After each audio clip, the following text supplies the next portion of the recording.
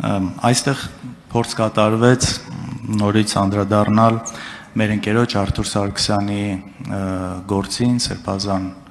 պայքարից հետո Սրբազանի նկատմամբ այդ ամբողջ շինծ ու քրեական գործին խեղաթյուրելով փաստերը, փաստական հանգամանքները, ես ուղղակի ուզում եմ հիշեցնել նախորդ տարի, երբ որ գլխավոր դատախազը այստեղ եկավ, ուզում եմ հիշեցնել ու սրանով ցույց տալ նաև աբսուրդը գործի,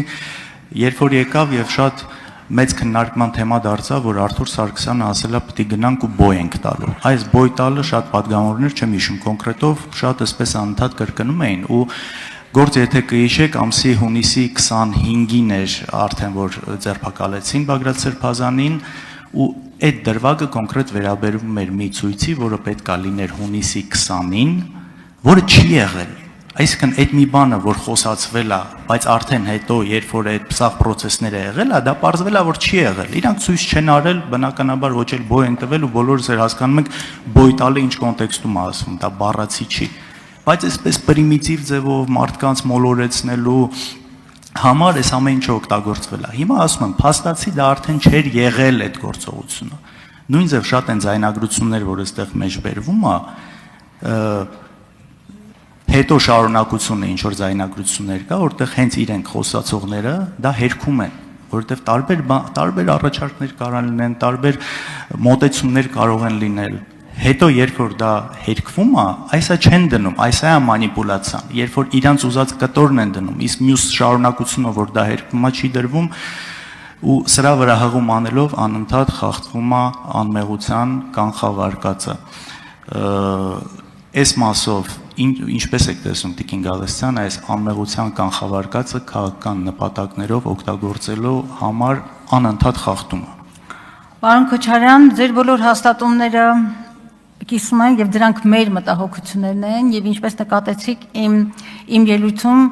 այսպես սահմանադրական եւ սահմանադրության մեջ ամրագրված քաղաքական իրավունքներին էի փորձում անդրադառնալ եւ հատկապես այսօր Հայաստանում անմեղության կանխավարկածի, այսպես ասած, անխնամ ոտնատակ տալու հանգամանքով։ Դուք նույնիսկ այս անցնող ժամանակաշրջանում անմեղության կանխավարկածի, այսպես շատ թեթև իրավական մի քանի օրինակներ ասացիք, բայց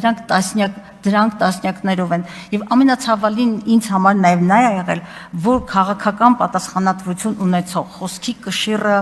բնականորեն գիտակցող մարդիկ, որոնք ազգային ժողովի падգամավորներ են, հնչեցրել են այս կարևոր ամբիոնից։ Եվ արդյունքում, գիտեք, ես սրա անունը կդնեի հանրության թունավորում։ Թունավորել, հրեշայնացնել մարդկանց,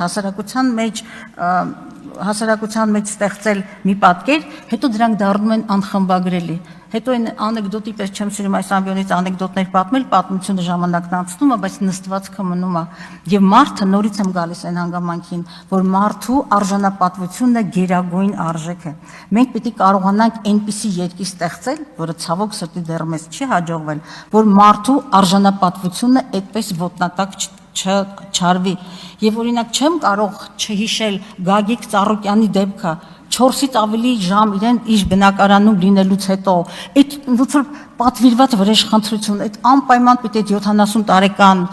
ծավալուն մարդուն պիտի գետին գցեի, պատվիրստանայեք, որ ինչ։ Նույնը վերաբերում է շատ շատերին, չի կարելի այդպես ոտնատակ տանել մարդու արժանապատվությունը, հետո զարմանալ կամ հանձնաժողովներ ստեղծել Հայաստանում բռնության վերացման, երեխաների իրավունքների եւ այլն։ Մեր հասարակությանը մենք նաեւ հիվանդացրել ենք, նաեւ հենց այս պատճառով, որ օրենքներ, իրավունքներ, որոնք ամրագրված են սահմանադրության մեջ եւ այլուր, մնացել են թղթի վրա։ Դե ֆակտո եւ դե յուրե իրականությունների խզումը պետք է մոտեցնել։ Եվ այսօր, գիտեք, քիչ առաջ էլ պարոն Ալեքսանյան,